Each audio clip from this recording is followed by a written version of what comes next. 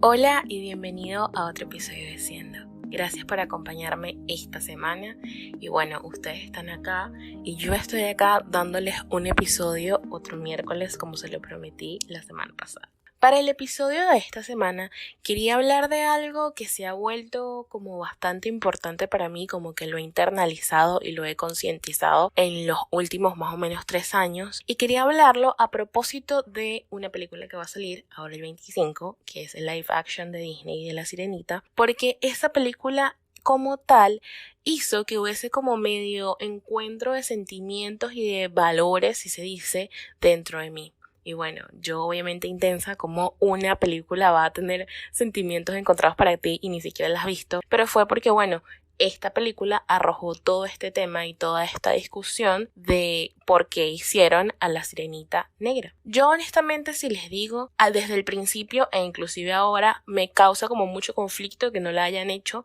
como era en la comiquita. La verdad, para mí el conflicto fue porque en mi cuestión personal, desde la nostalgia, quería ver a la Sirenita representada como yo siempre la vi desde pequeña, blanca, pelirroja, súper hegemónica, y la quería ver así. Pero luego empecé a ver un montón de videos de reacciones de niñas pequeñas que eran negritas y estaban viendo a la Sirenita parecida a ellas, y me causó tanto amor ver eso que yo dije, wow, o sea, este tema de verdad me causa mucho conflicto. Entonces creo que esta película empezó a apelar un poco más hacia eso, y últimamente hemos tenido como también mucho más consciente de esto, de la importancia de la representación. Yo todavía no la he visto porque no se ha estrenado acá en Venezuela, sí se estrena en Estados Unidos. La quiero ver porque aparte se ve que la película va a ser buenísima, y aun cuando todavía tengo este sentimiento capaz de inconformidad de no poder verla como yo me la había imaginado, entiendo por qué se hizo ese cambio y entiendo por qué la Sirenita ahora está mucho más parecida en contexto como era, como porque es una película caribeña, las personas caribeñas son de una tez más oscura, todas estas cosas. Y bueno, este tema lo quería hablar a propósito de lo del tema de la Sirenita, porque también es un tema que he concientizado y porque es un tema que se siente muy cercano a mí. Yo en el 2020 vi una película también que se llama Happily Ever After, que en español creo que es como El Camino Rizado a la Felicidad, creo que es así, está en Netflix, y esa película era más o menos una comedia romántica, pero que tocó una fibra en mí porque también hablaba de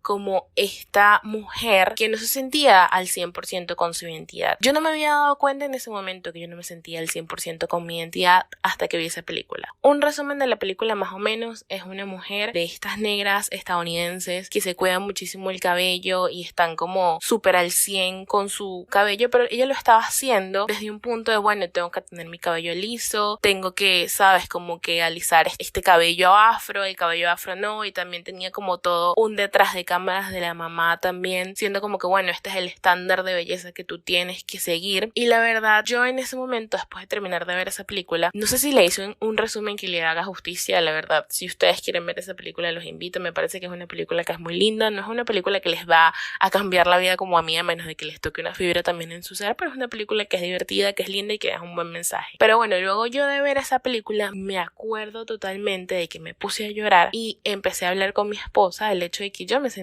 así, como esa chica, y yo me sentía súper desconectada de mi identidad como una persona negra, y nunca ni siquiera me había catalogado como una persona negra. Y yo en ese momento le dije a mi esposa que yo me sentía demasiado identificada porque yo decía, yo también me siento así y yo también siento esta necesidad de cierta forma alejar mi cabello afro porque no es algo que me haga sentir cómoda. Y luego durante todo este proceso de empezar a concientizar eso, me di cuenta de que fue porque durante mi crecimiento, aun cuando yo pensaba que estaba en una sociedad que no tenía este racismo, por decirlo de alguna forma, sí teníamos muy, o bueno, desde mi perspectiva, sí tenemos como muy inculcado esto de, bueno, el cabello afro es un cabello malo, porque literal le decimos cabello malo, le decimos cabello chicha, sabes, como que siempre lo queremos alisar, lo queremos arreglar y le damos como de cierta forma esta connotación negativa, aun cuando no sea totalmente explícito. Entonces para mí, yo empecé a tomar esas cosas. También me acuerdo muchísimo que cuando yo estaba pequeña,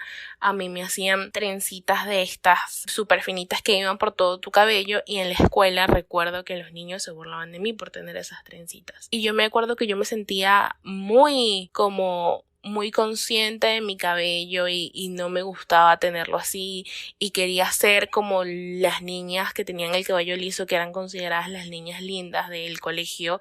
y quería ser blanca porque las niñas que se consideraban lindas eran las niñas blancas. Como que los niños en esa época, e inclusive durante mi niñez y parte de mi adolescencia, las niñas que no eran de una tez oscura y tenían los ojos claros y todas estas cosas eran las que se consideraban como las más lindas o las más atractivas, y en ese momento para mí era como que de cierta forma sentirme muy mal, e inclusive recuerdo pensar en momentos en los que yo estaba en mi desarrollo y decir, no quiero ser negra, ¿sabes? Quiero ser blanca para ser atractiva, porque era lo que yo veía. Entonces para mí, luego de ver esa película y luego de empezar a pensar todas estas cosas, dije, wow, la verdad esto era un nivel que yo no había desbloqueado y que yo no había hecho consciente hasta empezar a pensar todas estas cosas y empezar a pensar en la raíz. Yo recuerdo inclusive que de niña los niños me decían caraotica, y bueno, aquí seguramente muchos venezolanos van a salir y van a decirme que bueno, pero es que no es, eso no era porque tú eras una persona negra, sino porque nosotros los venezolanos nos jugamos así y eso no es bullying. Yo estoy firmemente en desacuerdo y sí siento que eso es hacer bullying a una persona por su color, y no digo que otras personas que no sean de color no sufran de bullying. Yo estoy acá hablando desde mi experiencia personal y desde lo que yo sentí, y luego todas estas cosas me hicieron pensar en el contexto en el que yo crecí, y honestamente luego me di cuenta de que yo no tenía tantos modelos que se consideraran atractivos o personas que yo pudiese admirar cuando yo estaba creciendo. Yo recuerdo que cuando yo estaba creciendo, yo veía Hannah Montana, veía Lizzie McGuire, veía todas estas cosas que pasaban en Disney Channel, lo que pasaban en Nick, y todas estas protagonistas lo que tenían en común era que eran flacas, rubias y quizás de ojos claros, no recuerdo, sé que Miley Cyrus sí tiene los ojos claros, pero bueno, como que esto era lo que también de cierta forma como que el entretenimiento y la industria me vendía a mí como bonito. Y entonces como que para mí eso era lo que yo también veía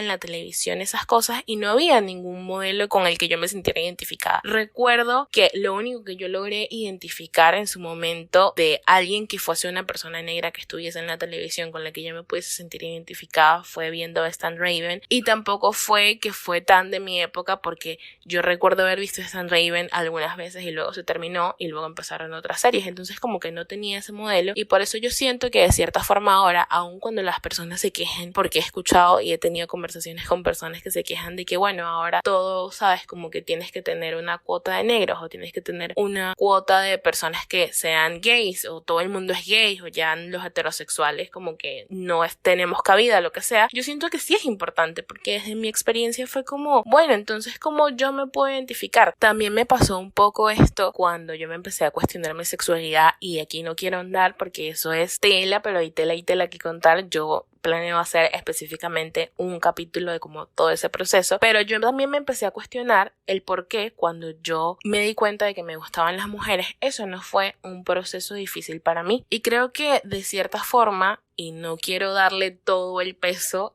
a la televisión, pero de cierta forma la televisión siento que puede ser una buena herramienta, pero de cierta forma creo que fue porque pues yo era muy fan de Glee. Yo era una persona que era muy fan de Glee, yo veía a Glee todo el tiempo, cantaba las canciones y todo lo demás, y Glee tenía este mensaje de que estaba totalmente bien si eras gay, si eras judío, si eras blanco, si eras negro, si eras lo que fueses, y había personajes y había representación de personas que fuesen gay y lo hacían como que algo totalmente normal. Y creo que de cierta forma eso conectó con la parte de mí que aceptaba el hecho de que la persona tuviese la orientación sexual que tuviese, y eso fue, no sé, decirles a los 14, 15 años, y en ese momento yo ni me imaginaba de que me iban a gustar las mujeres, pero luego cuando tuve esa conexión conmigo me di cuenta luego de que no era algo que de repente me empezaron a gustar las mujeres. Y sigo hablando de este tema, chicos, yo quiero hacer un episodio de esto específicamente, pero bueno, el caso es que para mí no fue algo así como de no puede ser, fue un conflicto, porque yo lo veía normal, yo veía normal que las personas fuesen gays, y creo que de cierta forma una pequeña pequeña parte de eso fue el hecho de que yo tuviese representación. Entonces yo creo que esto es algo que fue muy importante para mí y creo que me hubiese gustado tener un poco más de representación en cuanto al ser negro, sobre todo también porque por lo menos acá en Venezuela, yo siento que en Venezuela todavía no hemos como avanzado mucho en este tema de aprender la importancia de la identidad de las personas y de la representación. Cuando yo veía cosas venezolanas, nunca fui de ver muchas novelas, pero en la televisión venezolana tampoco había esto porque nosotros tenemos un estándar de belleza totalmente diferente. Nosotros tenemos el Miss Venezuela y en el Miss Venezuela pasa esto de seguir perpetuando este estándar de belleza de mujer 90, 60, 90 que sea blanca, porque honestamente la única mujer que yo recuerdo en Miss Venezuela negra es Dayana Mendoza, y no quiero que se malinterprete este episodio en el yo siendo una resentida, no sé, tipo muerte a la gente blanca o lo que sea, pero en cierta forma es hacerle simplemente pensar en esto, en que les caiga en la ficha de wow, es verdad, no lo había pensado. Esa es toda mi conclusión con este episodio. Y bueno, en la sociedad venezolana siento que de cierta forma también se perpetúa esto porque todas las que llegan a la televisión, a los medios o a ser alguna persona más o menos reconocida tienen este modelo y van con este molde. Me estoy yendo un poco por las tangentes, lo que pasa es que voy hablando y se me van ocurriendo como ejemplos de cosas en las que yo siento que hace falta representación o hacía falta representación en mi época, y creo que todas estas aristas hicieron que de cierta forma yo me sintiera como un poco desconectada de mi persona como una persona negra. Entonces, cuando yo hice consciente toda esta situación, recuerdo que mi primer instinto fue me voy a dejar el afro, porque yo quería de cierta forma como quitarle el poder a esa situación. Quería no sentirme como una persona fea o no quería sentirme como no bonita solo porque tuviese mi afro, porque no quería hacerme sentir como que mi estado natural era algo que no era agradable, y recuerdo que fue un proceso bastante rudo. Yo empecé a dejarme mi afro así suelto. De hecho tengo una foto súper preciosa, una de mis fotos favoritas, y la hice en la terraza de mi casa en ese momento en Buenos Aires, en donde estaba con el afro, y para mí eso fue un reto. O sea, fue un reto tomarme las fotos así, fue un reto no sentir que necesitaba como que alisar mi cabello como para sentir que no estaba toda despeinada, porque eso también es como otro adjetivo que hay, que si tú tienes el afro es como que no te cuidas el cabello, lo tienes descuidado, estás despeinada, lo que sea. Y creo que en el punto en el que me empecé a sentir como súper cómoda con mi afro y como que, bueno, no sé si súper cómoda, pero como más cómoda con el afro, como que le empecé a quitar un poco esta sensación peyorativa o negativa que yo tenía, fue cuando decidí volver a hacerlo liso. Y lo empecé a hacer desde una conciencia: no estoy haciendo esto porque esto sea feo o porque esto sea algo que tengo que solucionar, sino que lo estoy haciendo porque me gusta y es totalmente válido. O sea, yo siento que ahora estamos como en un punto en el que le estamos dando también mucha más visibilidad a los rulos. Está ahora un tren de cuidar tus rulos, de volver a tu cabello original, y cuando yo vi toda esta tendencia yo dije, entonces me cuestioné yo misma y empecé a pensar, yo tratando de aceptar mi identidad, volviendo de nuevo al liso, no lo estoy aceptando. Y me di cuenta de que no, y les voy a explicar por qué. Me di cuenta de que no, porque yo estaba volviendo al liso no porque el afro me siguiera pareciendo algo negativo que tenía que solucionar, sino que por mi cabello liso yo me sentía como más yo. Yo me veía al espejo y decía, me siento más yo, me siento más Denise, me siento cómoda, me siento chévere, pero no por el hecho de que lo tenga que esconder. Y ahí empecé a pensar, pudiese inclusive ahora desde este ejercicio que hice, usar mi cabello afro de vez en cuando me provoque, porque aparte me gusta cómo se me ve, o no sentir esta necesidad de que bueno, tengo que hacerme el alisado cada tanto tiempo, sino dejar mi cabello natural que crezca. Y bueno, ese fue más o menos el ejercicio que hice, y creo que quise hacer esta explicación de ese ejercicio porque toda esta situación y todo este cuestionamiento y todo este proceso de sanar internamente dentro de mí no me hubiese pasado jamás si yo no me hubiese hecho estas preguntas acerca de la representación y acerca de cómo esa representación me había afectado. Otra cosa que me hizo darme cuenta de la importancia de la representación fue cuando a mi hermanita menor le dio vitiligo. A mi hermanita menor le dio vitiligo y empezó a sufrir de vitiligo, y mi tío le regaló una Barbie que tenía vitiligo. Y para mí el hecho de ver como su carita de felicidad en una foto, ella posando en la de su Barbie con vitiligo, y que tuviese una Barbie que fuese igual a ella, para mí fue súper significativo porque yo dije, qué lindo que ahora mi hermana, que está teniendo esto no se pueda sentir rara o no se pueda sentir excluida o no se pueda sentir diferente porque está viendo que hay representación y que hay... Qué risa que en este episodio he dicho representación miles de veces, un shot por cada vez que digo representación. Pero bueno, que haya figuras que son iguales a ella, porque así no te sientes como aislado. Yo creo que la importancia de la representación, shot,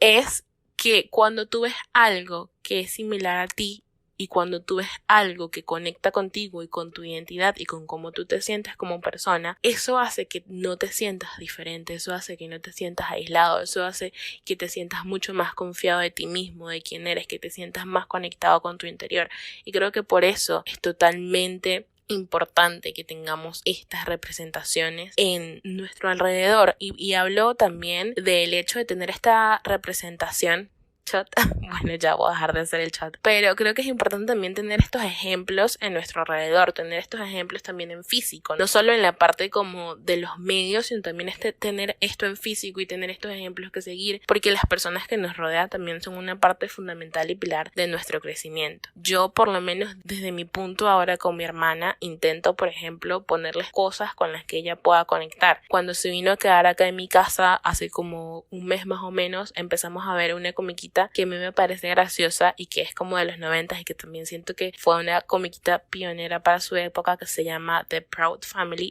y es una comiquita que es de una familia negra. El 80% de los personajes de esa serie son negros y para mí es como de cierta forma tener eso para mi hermana, para que ella vea modelos en las series o en las comiquitas en las que ven, donde ella puede decir, ay, esa niña se parece a mí, qué divertida es. Y también creo que un gran deber como hermana mayor es hacer esta concientización para no seguirle perpetuando a ella estos estándares de belleza, para no seguir haciéndole esta connotación negativa acerca de su identidad y acerca de cómo ella es, y que si el día de mañana ella se quiere alisar el cabello, se lo quiere planchar o quiere hacer lo que sea, es porque quiere jugar con su look, porque quiere hacer cosas diferentes y no porque sea porque yo como hermana mayor le dije, bueno, es que te tienes que arreglar esas chichas o te tienes que alisar ese cabello porque mira cómo lo tienes. Y sé que este episodio se basó muchísimo en el hecho de este tema racial en cuanto a ser negro, pero la verdad es que siento que la representación es algo muchísimo más extenso. Va hacia la orientación sexual, va hacia la identidad de género, va también hacia inclusive la religión, porque puedes ser una persona judía que creció en un ambiente cristiano católico y sentirte súper aislado. Entonces creo que lo que yo quiero que ustedes se lleven de este episodio es simplemente la reflexión acerca de la representación y acerca de la identidad y acerca de la importancia de no tener estas connotaciones negativas, y también que nos pongamos a pensar yo desde mi individualismo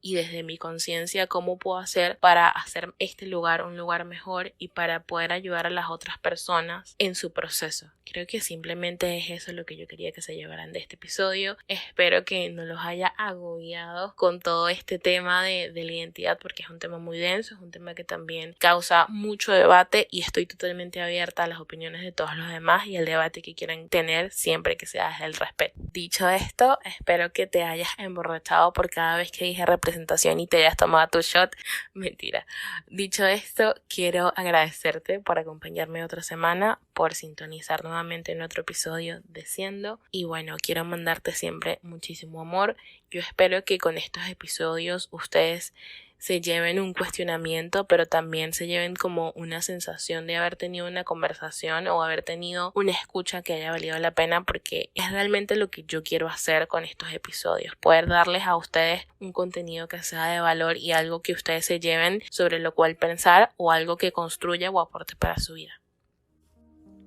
Hasta aquí otro episodio de Siendo. Muchísimas gracias por escuchar el episodio de esta semana y recuerda que vamos a estar sacando episodios nuevos todos los miércoles. Si deseas seguir apoyándome, puedes seguirme en Instagram como @DenisBejarano y puedes conseguirme también en TikTok y Twitter como Denis Bejarano, pero sin la E. Te quiero mucho, te mando un beso y nos vemos el próximo miércoles. Bye.